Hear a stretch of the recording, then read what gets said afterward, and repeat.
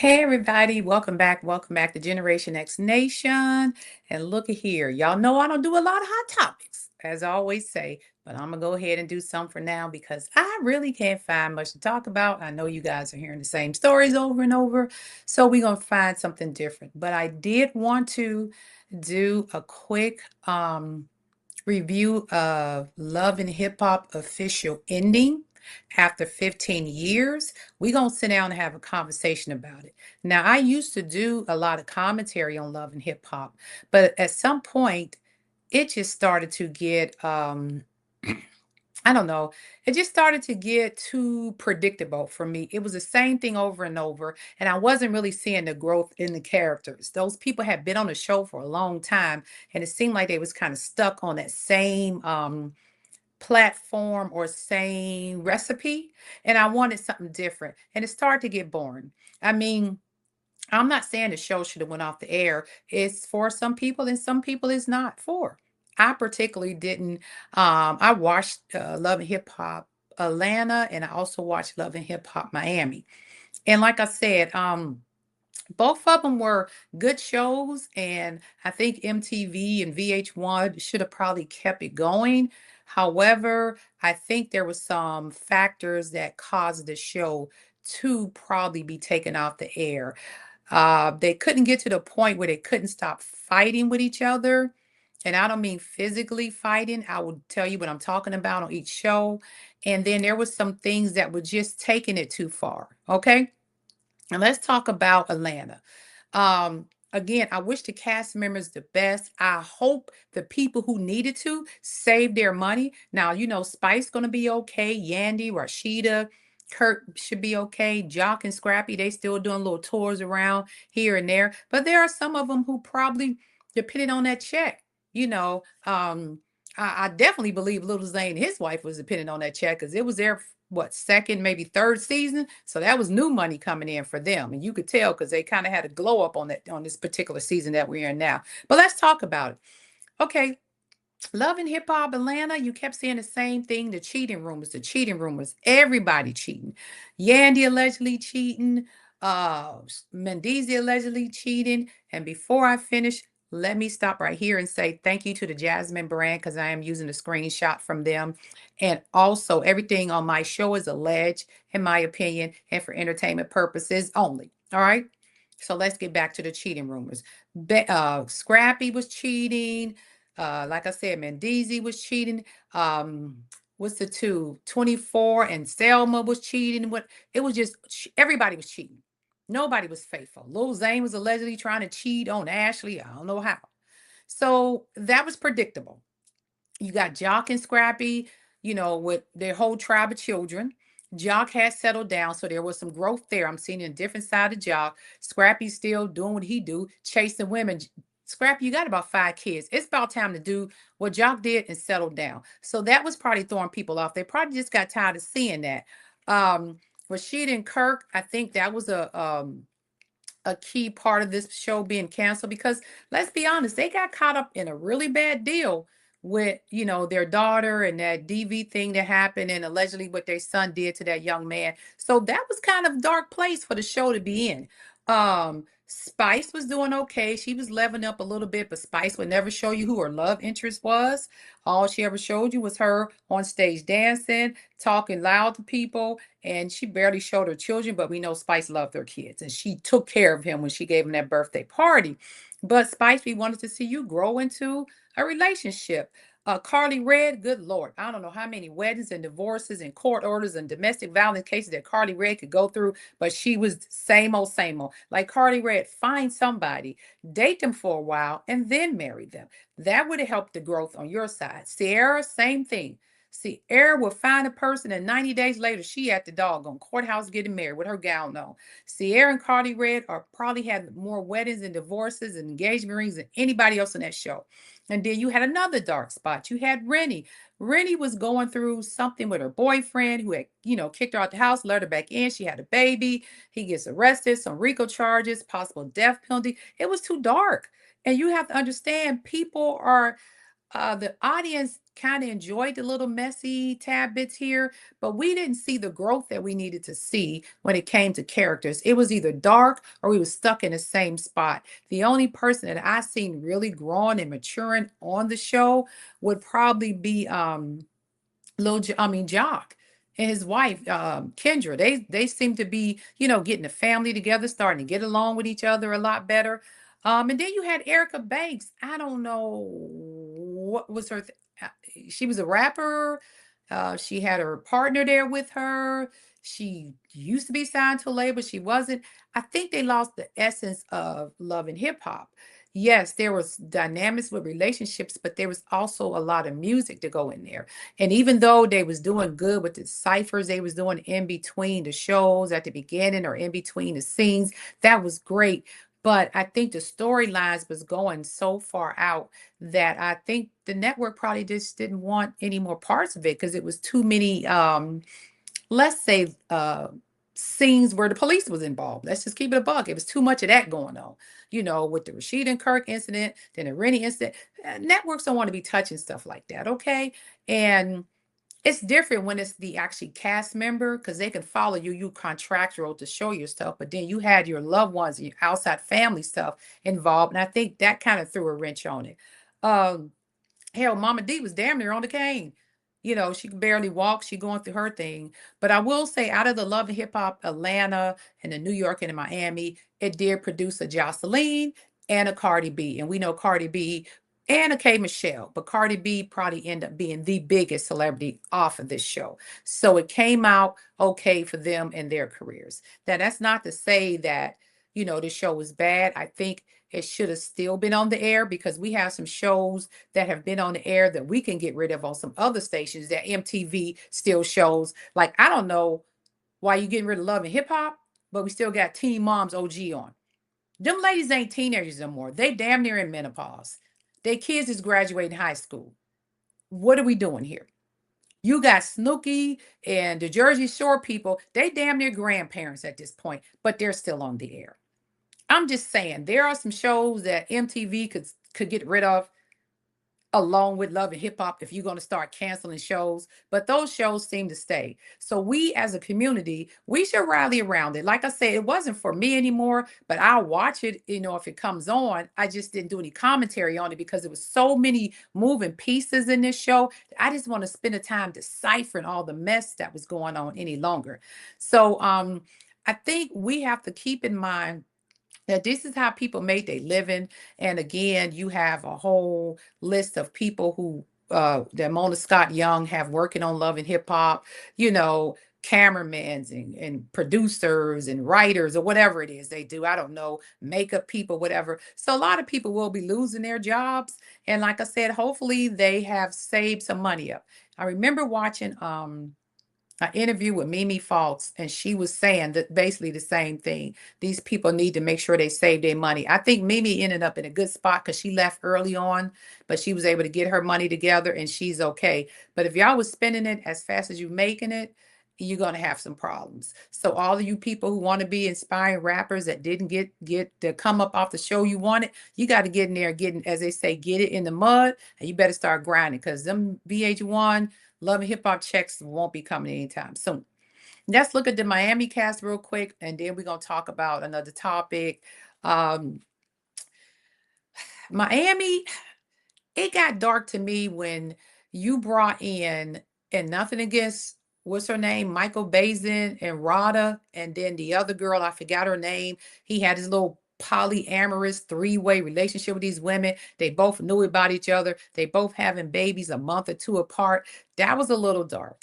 And then you bring in Gael and her sister again. I forgot her sister name because she ain't been on here that long. She didn't make an impact, but you brought Gael and her sister. The sister was the one who was in the music, but she gets kicked off the show because allegedly she made some racial comments back in the day. But you kept Gael in. Gael has nothing to do with music. Why was she there? And all she was doing was hitting on everybody's boyfriends or husbands. She even started messing with Michael Blazin. I don't know why he's there. He say he has a Nigerian or African artist that he's working with in Miami. Really? I just didn't buy that. But anyway, that whole storyline was too dark for me. And then you had the whole Hamada and Hot Topic and the other chick, I forgot her name, that was the stripper, and I mean and Future's baby mama. They just all in there fighting back and forth for nothing. We can't even know, we don't even remember they fighting for. We don't even know why they're fighting. I don't even think they remember why they're fighting. And then you had Shay come in there, and then Shay brings in her friend from Flavor of Love, Boots, and they're arguing for something that happened 20 years ago. Shay didn't show any growth. Even though Shay has a multi-million-dollar company, according to her, she now has a child, according to her, and she's trying to change her life, according to her. Soon as Boots walked in, she went back to 2005, Shay, ready to fight, ready to whip off on somebody's butt. No growth. The only one on that show that grew, in my opinion, is Bobby Lights. And I think because he started getting more opportunities with Zeus and Bad Boys and stuff like that, he grew. Trina, we love Trina. We love Trina down. But at the end of the day, Trina was always acting as though those people were beneath her. And she would only film with a certain group of people. And she felt a certain type of way about the rest of the group. She didn't really want to be around them. You could tell. And let's not forget Trick old ass around here telling people he eat, you know, gluteus maximus. You know what I'm saying? And who's too old for him? Trick need to get a reality check. Trick ain't even grown up, and he about 99 years old with a couple of grown kids, and he acting like a child in interviews. I didn't see the growth, and then he's still married to his wife. She's on the show. There's y'all should have been divorced by now. And then she brings her sister in and said, "Oh, Trick was also sleeping with my sister." It was a lot going on both of these shows. And I don't know if the audience started getting just cringe by what was going on, or if they was tired of seeing these same storylines recycle with the cheating and the side babies. Because Amada was messing with a married man that had twins. His wife showed up. It was just a lot. And I think that was one of the reasons why they probably pulled the plug, because the viewers probably decided, I don't want to see this type of stuff anymore. It's showing a negative light of Black people.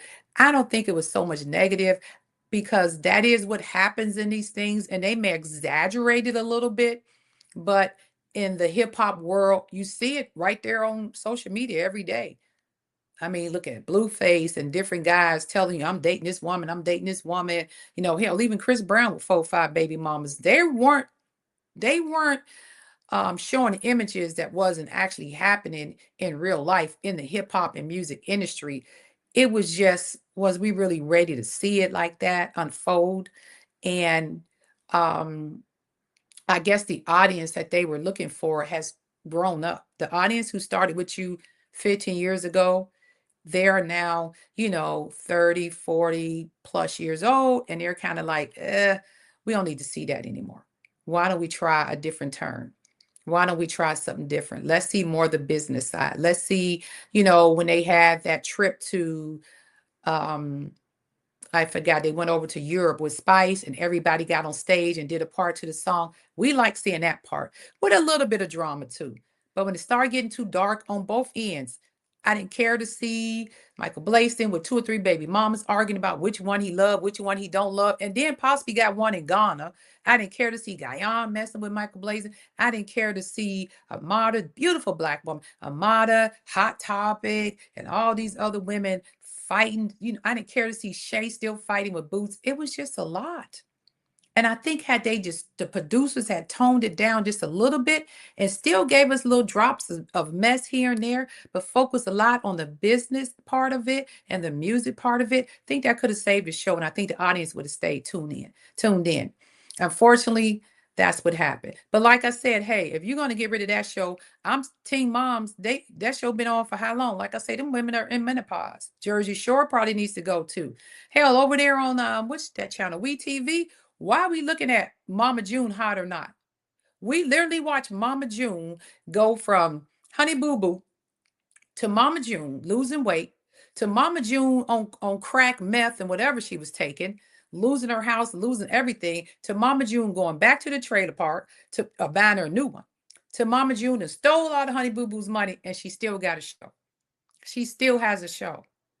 That's just amazing to me because those people on that side, and I'm just saying, let's keep it a buck, white folks, they ain't over there trashing their shows kind of like we trash ours. And that's why I don't want to trash it. I just felt some of the storylines could have went a different direction, and that may have kept people's attention. But good luck to everybody, the whole crew, the production crew. It was a great run, 15 years. I hope you guys win at the end of the day. I hope you guys end up finding something bigger and better to do. And who knows what God has in store for you. So good luck to you guys. Next, we're gonna talk about what's his name? That dude just went to the courthouse. I think it's Steffon Diggs. Is that his name?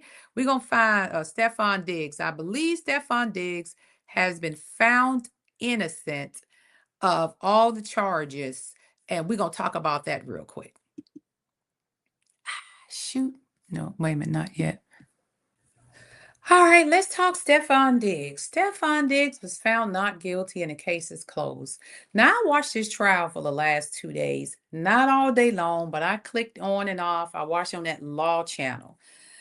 That lady, the young lady who brought the charges up against him, was basically lying on stage, and you could see it. And again, this is all alleged, in my opinion, and for entertainment purposes only. But they caught her in a couple of lies, and I knew they was going to catch her because when they was interviewing Steffon's, I think she's like a personal assistant or something, a young lady that lives in Florida who does his payrolls and manage all his businesses. They asked her about the lady, and I remember her saying that the lady was basically double invoicing Steffon. She would send invoices down, and she had to tell Steffon, like, I already paid her for this, and she's trying to get paid a second time. Then when the lady gets on the stand, they asked her about it, and she said, "Oh, I don't have the information here to answer that question." They basically asked her, "Did you try to get paid a second time after you were already paid once?" Something like that. The lawyer put it together, and she never said no. And I knew then her credibility was out the window. Then they showed a video allegedly on the same day she claimed she was being assaulted or had been assaulted by him. She was in the kitchen somewhere dancing, doing, I don't know, a video, TikTok or whatever, but dancing on screen. And I'm like, well, if he just assaulted you and you dancing, you seem to be very happy. And he may have done this allegedly, but the way the evidence looked, it pretty much made her look like she was a liar. And I knew when that jury went back after they got the instructions from the judge, and this is not a civil case. This was a criminal case. A civil case is the preponderance of evidence. So in a civil case, if you got, say, 12 jurors and majority of the jurors say guilty, you win, even if two of them say not guilty. But in a criminal case, everybody has to be on the same page, and it has to be without a reasonable doubt that you believe this person is guilty. And there was so much doubt because of her behavior leading up to her alleged attack, that she's the alleged crime that she said he committed against her. Her behavior was just off. That's all it was. So y'all listen up and see what the jury decided. On count one, strangulation or suffocation, what is your verdict? Guilty or not guilty? Not guilty. On count two, the charge of assault and battery, what is your verdict? Guilty or not guilty? Not guilty. Now, they gave him not guilty on both charges. Now, here's the issue for me. Steffon, you need to go to, I think the NFL has some type of players association, and you need to file some type of lawsuit, and you need to make sure that you get your salaries, whatever they owe you, back, because they did not give you a chance in court. They released you after 1 year. And we all know it's probably because they knew this case was coming.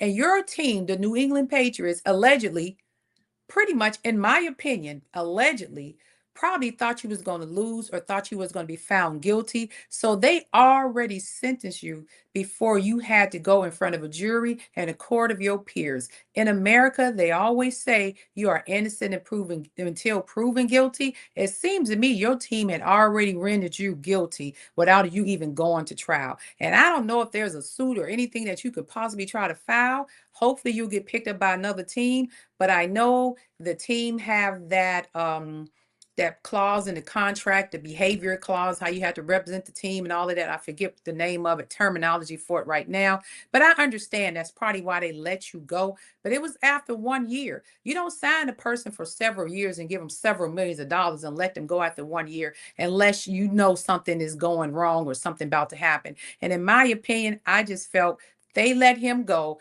waived their right to him because they thought he was going to get caught up in this trial. And New England Patriots don't want nobody standing outside their parking lots or facilities calling them, that they support abusers and they support DV and all that stuff. They ain't want no smoke from them people. So they said, let's just go ahead and get rid of him and see what happens because we don't want to take no chances. They had little faith in you, Steffon. So I'm glad you left that team. Good luck to you and all them children you got. I hope you find a job because God knows you're going to need the money to support them. All right.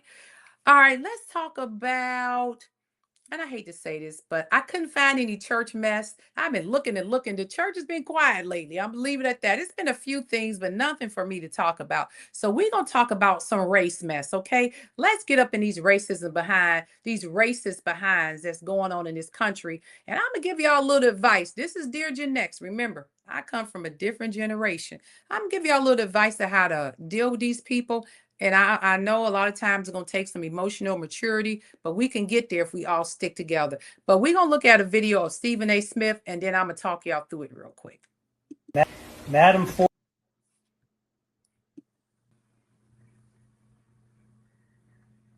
Now, Stephen A. Smith out here on Cam Newton's podcast. Shout out to Cam Newton Funky Friday. I'm just going to pay a little bit of Cam. Please don't come sue me. I'm a small channel.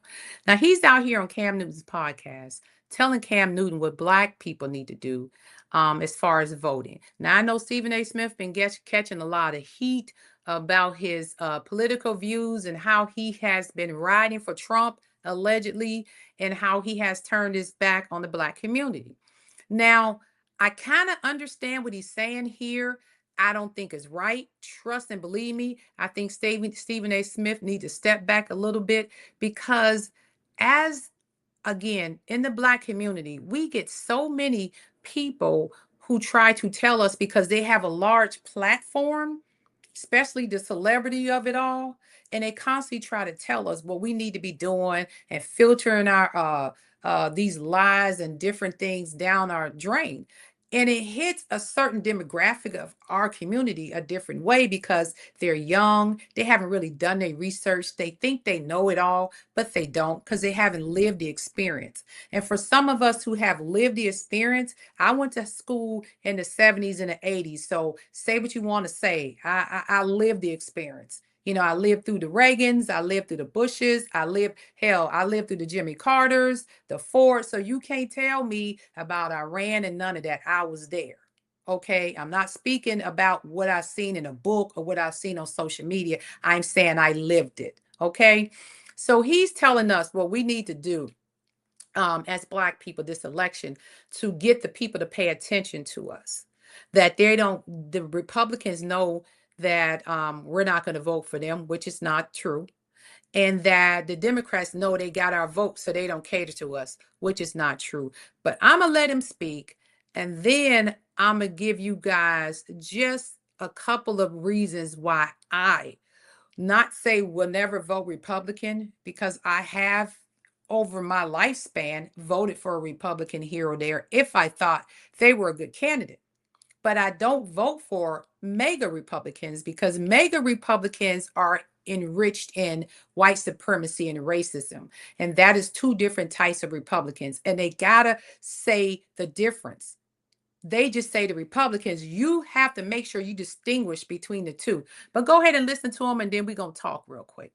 For one election that I wish for one election that every black person would vote Republican. They're like, what? How can he say that? I said, it's simple. Since 1964, the black folks, we have been giving our vote to the Democratic Party at an exorbitant rate. Therefore, they know they got our vote, and they don't have to cater to us as much as we need them to. The Republicans know they'll never get our vote, so they don't give a damn about us.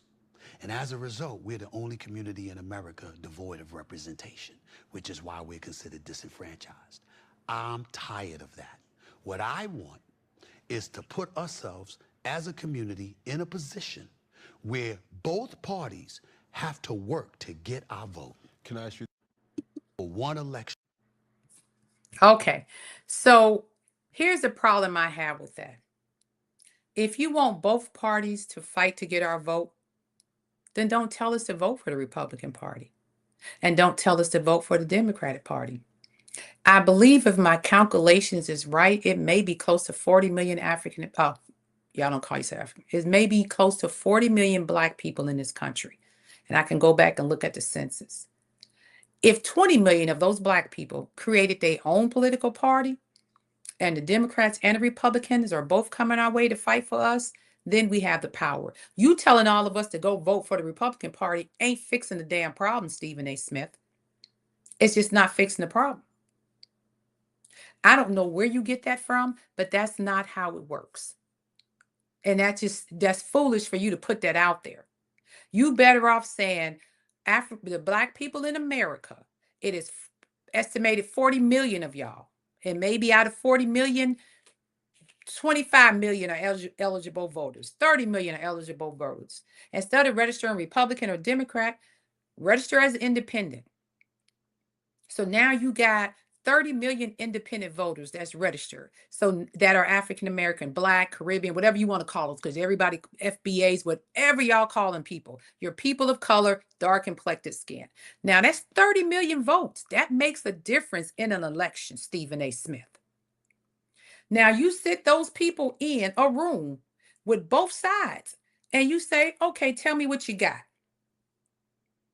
That's what you do. You don't just go, oh, well, all 30 million y'all go over here to Republicans and vote for them. And that way no, because now you got the Republicans back in charge. They're in charge now and it is screwed up in this country. Why would we give them more power, Stephen A. Smith? I'm just saying, I'm not the brightest person in the world. I just somebody who's been on this planet long enough to know my parents come from Greenville, Mississippi, in the trenches. My grandmother was from Leland, Mississippi, in the trenches, worked as a sharecropper. And all 12 of her kids worked the field. That's how she made her money. So don't sit here and tell me what I don't know when I lived it. And that's what we try to tell you, Gen Zs and Gen X. We lived it. We know how low these people can go. I lived it. Grandparents told me about it. Father told me about it. They were in the trenches of racism. They were in Mississippi when you went to separate schools and drank out of separate water fountains. So when you see some of us who are older people telling you that's not the best move to make, oh, hey, you don't know what you're talking about. It's different now. Baby, yeah, it's different. Yeah, it's different. They didn't have a computer when I was a kid. All that stuff is different. But racism is always the same, baby. It ain't changed. Racism the same today as it was in 1965. And if you think I'm lying, let me show you a couple of videos so you can understand what I'm talking about. All right.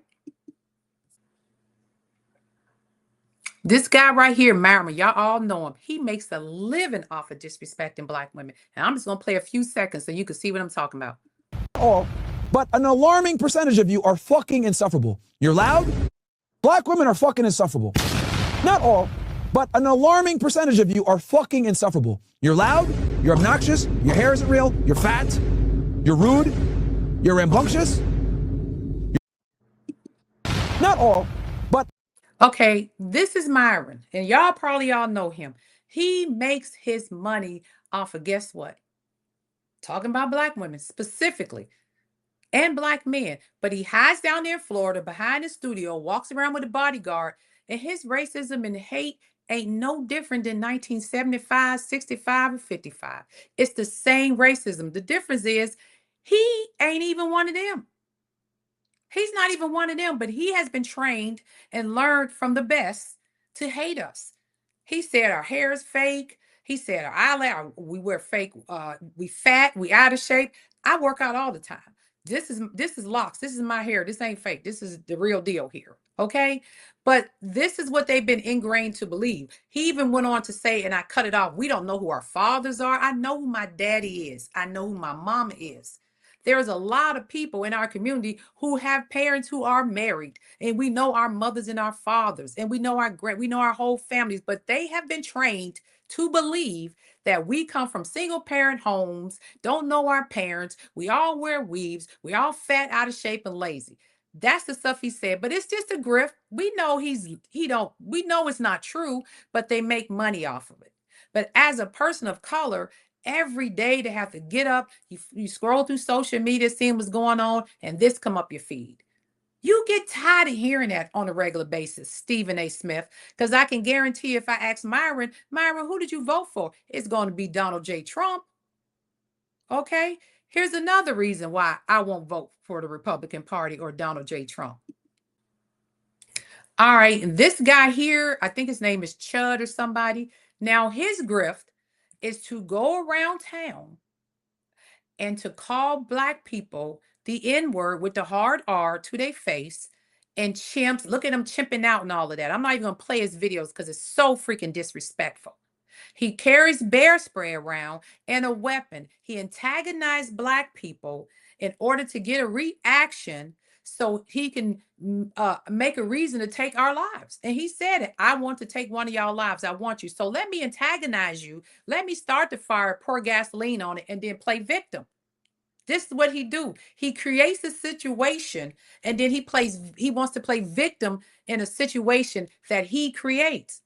And he goes downtown to the busy part of town. I think he's in Nashville. He goes down to the busiest part of Nashville where everybody hangs out, and he just start calling people the N-word out of nowhere. And he know that's going to get under people's skin. And he know there's a lot of young people who not emotionally stable or emotionally intelligent enough not to even respond to him. But he's a grifter because he gets a lot of likes, he gets a lot of views. We're just clickbaits to these people. But if I ask him who he voted for Donald J. Trump and the Republican Party. That's who he voted for. But for him, he get clicks, he get views, he gets likes, he makes money off of being disrespectful to Black people. So that's just two people that I found. You got this Middle Eastern, a Muslim guy, Myron, who his whole platform, his whole niche is disrespect Black people. And y'all fall for it every time. Stop clicking on it. Stop looking at it. If he come in your feed, block him, delete him so he doesn't come up anymore. You know, this guy right here, I know it's hard because somebody's walking up in your face with a microphone and the camera and calling you anywhere you want to do something. Baby, get together in a group and start singing Melodies from Heaven from Kirk Franklin. Just start singing a church song while he's calling you champion. Just start singing real loud a church song or something and walk down the street. He even goes to Black communities because he know if he gets hurt there and the police come, they're going to mess with the Black folks. But he's intentionally antagonized people. So it got to the point where he started getting issues for harassment and a couple of charges filed against him because I think he did bear spray somebody. And what does he do? Go straight to send go. And the racist white people are in the chat. It's freedom of speech. He can say what he want to say, and they're sending him money to help him with his legal funds, not knowing he's just grifting off of y'all and just making money off of y'all. That's all he's doing.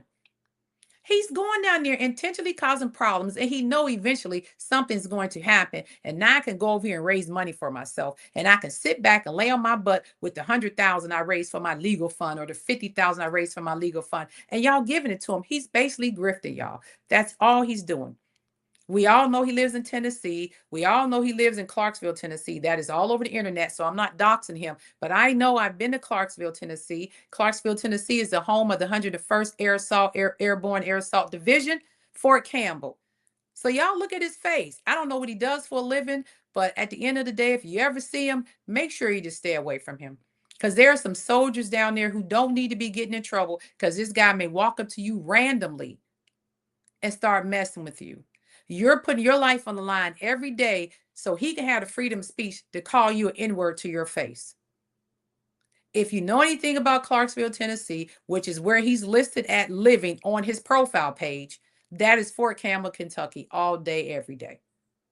So he's around here using his freedom of speech, disrespecting people who probably are protecting him on a regular basis by serving in the military. That's how disrespectful he is. However, somebody did decide to try to do something about it because they know he's grifting. So they sent a letter to the send thing and told him about how he antagonized people and what his niche is. And he may not get the money he think he's going to get, but we shall see. And hopefully his raggedy behind ends up in jail.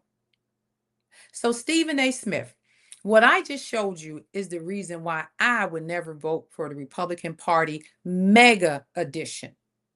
Because people like him are people who vote for Trump. And I cannot align myself up considering where my family history is with a guy that racist and a president who would not denounce that racism. Everybody who is a racist or a white supremacist, a part of the Klan or the Nazi crew or whatever you want to call it, supports Trump. So if you're telling us go vote for the Republicans, why would I vote for people who don't even like me?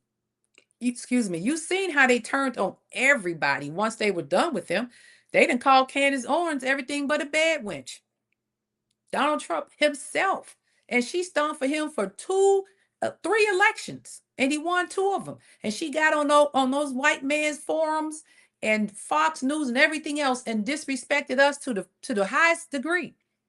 Called us everything under the sun for them. Helped them get elected. Margie Taylor Greene. Same thing. They're the reason that he's in there. And all these people who's turning their back, the Tucker Carlsons and Margie Taylor Greenes and Nick Fuentes, all these people who was out here spilling that hatred, that racism, that black fatigue.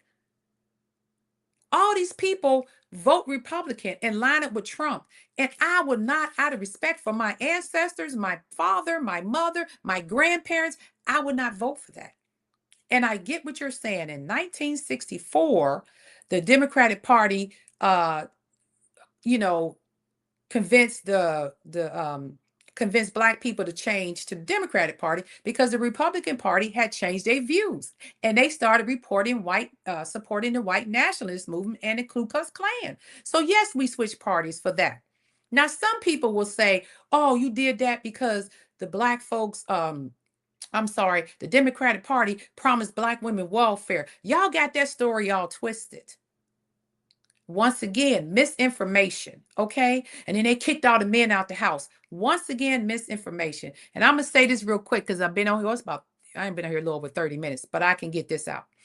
I'm going to give you just a real quick review and please go and research it.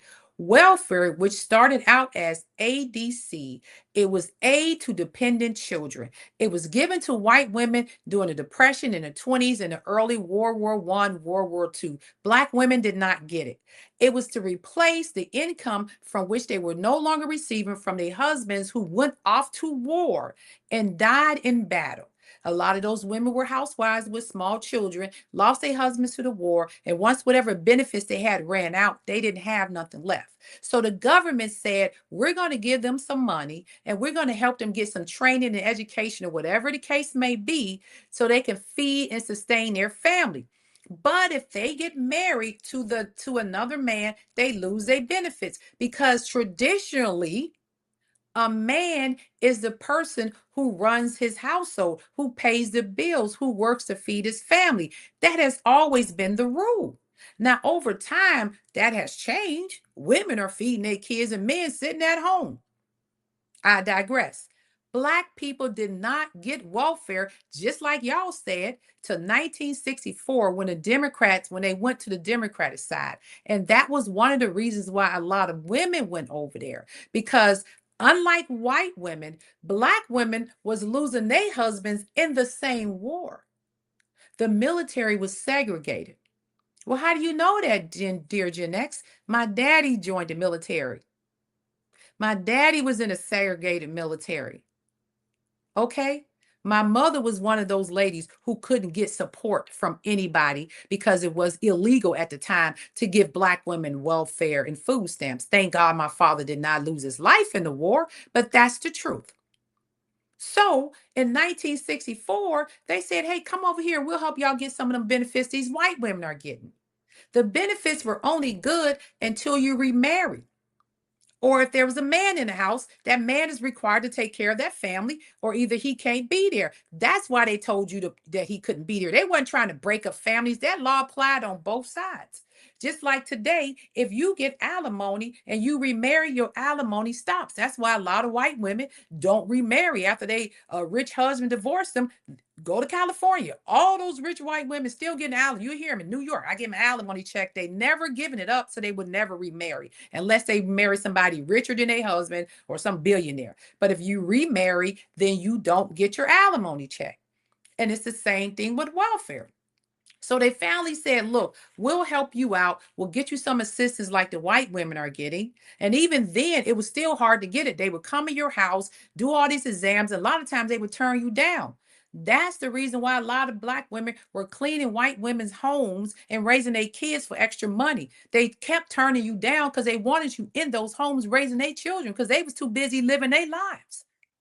So when when the young lady get the assistance from the government finally, and the government comes in and say, hey, if you have a man in here, you can't get assistance. They're not saying they didn't want the man in the house. They saying if you're in the home, you should be providing for that family or that lady's husband, which was a tradition back in 1920, 1930. Unlike now, people live together for 15, 20 years and never marry. We can't change what laws should be or what the norm should be. That's y'all changing the norm, but that doesn't mean it's going to replace the law. What they was trying to do was not so much separate families. They was trying to create families. They was trying to tell you, ma'am, if he's in the house, you need to be married to him. And if you're not married to him, then we're not going to be able to give you any assistance. That's what they was saying. So he either leaves and you get the assistance, or he stay here and he takes care of you and y'all get married. So they basically was trying to create families, not. And the women said, or the guy said, I ain't marrying her, and he moves out, but he blames it on the system. If you in the house, why should the government feed your husband, your kids, and you? If there's a grown, able-bodied man in the house, yes, he should be taking care of you and that family. They wasn't saying get out. What they was saying, you have an able-bodied man in this house, he should be taking care of the family, not us. So either he leaves, or y'all get married, or you don't get assistance.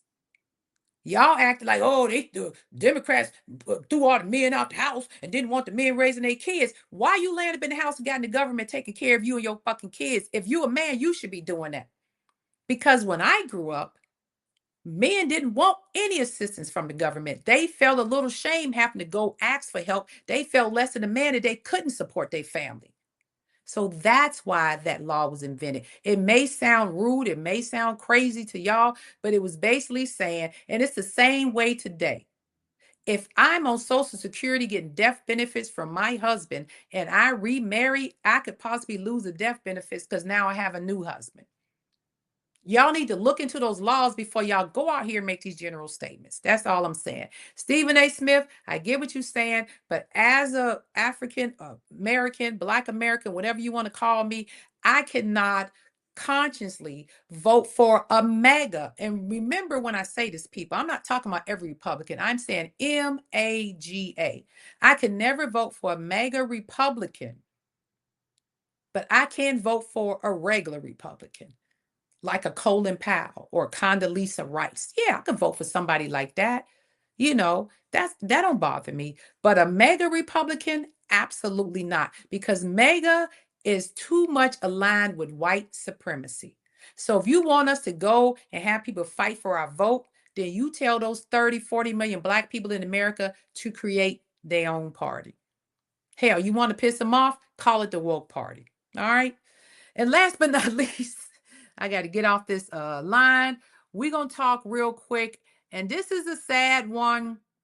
And I hate to say it, like I said, I couldn't find no church mess, but we're going to talk some school mess real quick. We got through with the racist mess, and we're going to talk some school mess because parents, I'm very disappointed in you guys. But here we go. Let's talk about this. You got all these parents who are showing up to school. It is May. May. Now you show up to school because your kids' grades ain't right. They may not graduate or they may not pass class. It's May. School starts in most states conservatively August. Why are you just now there? Why are you just not finding out if your kid? And I'm not particularly saying the Black community because I'm sure this in every community. This is just a photo I picked off the internet. I'm not saying it's us, but all I'm saying is this. If your child is failing and you show up in May, you failed that child. You failed that child. Because by May, they didn't already took whatever standardized test they got to take. They didn't already took all of the exam they need to take. They are just closing out the school year. It's a little too late. They may be able to take 1 or 2 quizzes and move the grade up just a little bit. But y'all have to be consistent. And I know the first thing y'all gonna say, oh, I gotta work. I'm a single parent with 3 or 4 kids. Again, you cannot fault people or create or make yourself a victim of a circumstance that you created. Now, why you a single parent with 3 or 4 kids? None of my business. Okay. Now, there are situations where people were married and got divorced. I get it. There are situations where people never been married but got 3 or 4 kids. I understand all that. But they are still your responsibility and you have to figure it out. You have to figure it out. And I'm going to tell you what I did. And I don't know how every school district is, but when my child was in school, I would go up to the school with them, every year before school start, you go up to the school and you get registered. Okay? They want to, you bring in something proving your address, all that crap, whatever it is, make sure you're still in your right school district. In the case of junior high and high school, they give you a schedule. Elementary school, I don't remember what the process was. But I know for a fact, junior high and high school, we got a schedule. Every school has a web page. I went on my daughter's web page every school year. I went on the school's web page. I looked up every teacher on her schedule and I emailed them. And I said, hey, my name is Miss So-and-so. I am so-and-so's mom. If you have any issues, please let me know. The very first open house teacher conference day, whatever they do when school first started, you go and meet and greet the teachers. I went. I left the job, whatever it took, I went. I made sure I looked every teacher in the face, got their information, and my child was standing right next to me. So she already knew I'm about that life when it comes to education. So once you do that, you create a rapport with your teachers, some kind of communication with them. They gonna let you know when your child acting up. Teacher would email me, hey, so and so wasn't behaving today in English class. They wasn't paying attention. They was joking with somebody, or whatever the case may be. She got home from school. I sit down. She don't know the teacher emailed me, and her dad was there. 2 parents, and I would say, what happened to English class today? How's everything going? How's it? I just started asking random questions. Well, how was math? What happened to English? Oh, okay. I'm like, oh, nothing strange happened. No. And then I would say, what did you get in trouble for so and so? Then she knew I knew. So you can stay on them. You ain't never got to leave your desk. If your job doesn't allow you to leave work or whatever, you can still, everybody has a laptop and a computer at their job somewhere or even on your phone. Email that teacher. What's going on? Everything good. And then they also would set you up a PIN number. Now, our school district did that. I don't know if every school did it. You go to the main office, you ask for a PIN number. You go on there, you set up a PIN number, and you could check their grades. Our school district updated grades weekly because every week they turn in their quizzes, their homework, whatever. And every Friday you go in there, you can see where that grade is at. If the grade is 60 or 50 or whatever, you can email the teacher, hey, why is my daughter's grade so low? What's going on here? The teacher will send something back. Hey, they didn't turn in this paper or they forgot to do this or they failed this test. You know what's going on. And I know kids are busy in school, especially junior high and high school, because they like to have extracurricular activities. They play in sports, basketball, volleyball, but there's no way this should be happening. No way. Elementary school, same thing. You can look at their grades, and at the bare minimum, when your child comes home, open up their backpack, take out everything. Let me see what you got. You ain't got no homework? Oh, you don't? Here, hey, go a book. Sit down and read a couple pages of this for me. You do stuff like that just to see if they're able to read. Hey, go 5 math problems. See if you can solve these for me. It don't take that long. Just make up some math problems. See where they at. You get that done, you go play your game. Okay? You could do subliminal stuff like, hey, Brian, come here. Can you read that for me? I can't see this with my glasses on. I ain't got my glasses. What does the directions say? See if they can read that to you. There are ways to figure out if your child is catching on. And just sitting them in front of a TV or a Game Boy or a laptop or a tablet is not it. Communicate with them and do it in ways that they don't even know you're doing it. You could be in the kitchen making some cake out of a box and say, hey, Brian, come here. Can you read the directions? How much does it say to put in water or eggs? How much milk it says? See if they can read them simple directions for you. And if they can't, you know my child is struggling with reading. Okay, that's all you have to do. It doesn't require a lot, but this should never happen at the end of the year. And I actually seen a video before I go. I seen a video where a lady was at a high school, and I don't like embarrassing people. That's why I don't put too much on the people's faces and stuff, unless they're celebrities allegedly, because celebrities are public figures. I seen this lady where she was at the high school talking about her son had been in high school for 4 years, and he's only in the 9th grade. And she said, I'm a single parent. I got 3 kids. I work all the time. That the school failed them and you failed them. Somewhere along the line, the school is sending home report cards and notices and progress reports. They could be hiding it from you, whatever. But ask, hey, is it progress report time? You could literally go on the school's website. It would tell you when progress reports come out, when report cards come out. We got to stop being so lazy. Because when I sit here and watch videos of kids who can't read a simple sentence and they look like they're in high school, that a sentence that you should have probably been able to read in junior high and elementary school, that's scary. And that is the children who is coming into our workforce that we have to deal with. And then we tell them not to do this or this may be wrong. Let me come over here and show you how to do this right. Oh, you're making fun of me. Oh, you act like I'm stupid. No, we're just trying to mentor you and see where you at, where your skill set is at, so we can get you where you need to be. But hell, you got kids that can't even read in high school. A simple sentence like your silhouette is doing whatever it was he's in that sentence. I'm like, you don't even know what the word silhouette is. And then you can't comprehend what the meaning. The guy say, hey, what does that mean? I don't know. You don't even have comprehension skills in high school. And I didn't put any videos up here because I don't want to shame nobody's kids. But parents, baby, y'all in them schools need to sit down and have a conversation. This No Child Left Behind is bullcrap. And it's hurting everybody, not just Black people. It's hurting everybody. But I concern myself with my community. All right. And I went on a rant today, but I had to do my hot topics, people. I had to let y'all know I had some stuff I had to get off my chest. I'm sick of this every day getting up, looking at that orange man on TV. I feel like I'm in freaking Groundhog's Day. I don't know if you ever seen that movie. For some of y'all young people, never seen it, but it's kind of like you get up and it's the same day over and over, repeats itself. I think Bill Maher was in the movie, and it was about Punxsutawney, whatever, the groundhog in Pennsylvania, but the day just kept repeating itself. So every day I get up and look at the TV, I see Orange Man. It's like, golly, I feel like I'm in Groundhog's Day. I'm really hoping one day we can have a Trump Free Tuesday or something. I don't know, but I just want a day where we don't talk about him at all on no networks, on no TV, no news station, no social. Just block that name for the whole 24 hours. I just wish we can do that.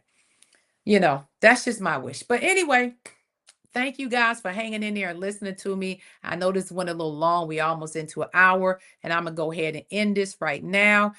This is Gen X Nation, and I hope you guys learned something. If nothing else out of my hot topics, I know I rant a little bit, but I also try to teach at the same time. So, challenge me. Leave a comment. Let me know what you think. Hit the like button. Subscribe. I need about 3 more subscribers. I'll be at 500, and I put a lot of work in. But, if I don't get it, I'm happy with that too, because I'm always blessed. Thank you guys. Enjoy the rest of your day. And as always, peace. And yes, I'm out. Take care, everybody.